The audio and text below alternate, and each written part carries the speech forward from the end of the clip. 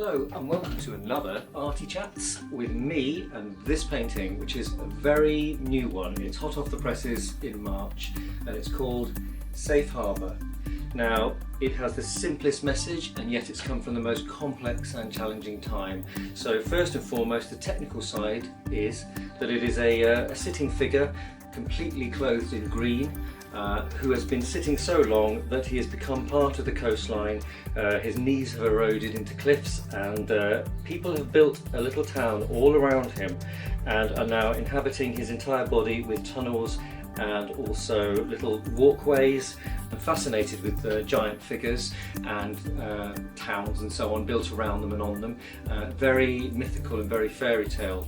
And this one, it has composition shows a 2 and a 3 here with the coastline, and that's my lucky number, which I didn't even realise till I finished painting it. Also the swirls here match the swirls here. The composition is very well balanced with triangles. This is one triangle here, this is another one here, and there's another one here with the points. It's very satisfying on the eye, and it also has a lot of very satisfying colours in it, which make it seem like a children's book illustration. All round, the picture speaks of comfort. Now that's what I wanted, because the emotion behind it came from my dad being very ill, diagnosed with cancer. Thanks to the amazing NHS, he is now cancer free, but last year involved a lot of waiting for results and was extremely traumatic for myself, my brother, my family and my friends. When he got the all clear, I was dealt another blow by an extremely close friend letting me down very, very badly, and so my confidence was destroyed. Now that sets the scene for this, so I thought I will just simply use my art, take all the filters off, and I will do something organically, almost subconsciously. And I don't even remember how this came about, really. I drew a figure out. I knew it had to be a nude figure, I knew it had to be waiting, it had to be contemplating, because I felt so confused and I knew that the answers would never necessarily come to me. And so I was talking to an artist friend while I was just drawing this out. He sent me the most amazing quote by Rainer Maria Rilke, which is written on the back of here. Letters to a Young Poet, which begins, "Be patient towards all that is unsolved in your heart and try to love the questions themselves." Now that meant just sitting with the questions and never looking for answers as to what happened or why, because the answers would never come, and if they did, they would still do you no good. So this is all about contemplation, patience and acceptance. And the last line of the quote is, "You will then gradually, without noticing it, live along some distant day into the answer." And I found that extremely peaceful and extremely helpful. Anyway, so I drew this out, and as the months went by, I added in these little houses and the roads, and it became more and more sort of a comforting place to look at. I began to add more and more symbols, almost unconsciously.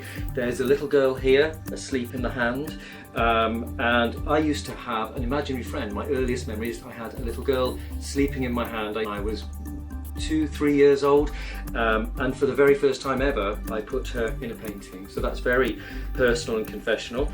And then once the town was complete, I added in figures at the foreground here to pastiche a sort of 18th century map. When there's a landscape, a faraway landscape, drawn as usually an engraving, there's always a very close foreground with a couple on it or just a single figure pointing down to the landscape below. So I pastiched that with a couple here. There's a lot of mystery in this and a lot of stories. There's a baby's dummy lying there. There's a little man on the harbour edge here looking at the ships. There's a ship of fools coming in with, you can see a clown on the back. There's 2 boats here with little footprints leading up. There are many stories to be seen. Some of them I have put in deliberately, as some are just completely up to the viewer to decide. But everybody that's looked at it has found it very satisfying, and I was so gratified to see that most people, when they looked at it, immediately said, "Can I have this house? Or can I have that house? Could I live here?" So there was an immediate childlike response, which is all that I wanted, because I wanted this picture to exude comfort, because it is what I had needed at the time. And I think this is pure therapy in paint. I think I painted myself out of one of the worst times of my life into a mood of hope, certainly a lot less lonely.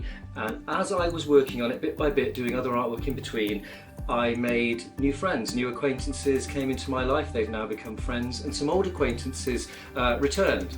So I'm now totally open. My emotions and my life are absolutely tied in with my art and on show to everyone, and I feel actually quite transformed. So out of great darkness has come some real beautiful brightness that I hope to carry on into the future with my forthcoming artwork. So that is Safe Harbour. Thank you for listening.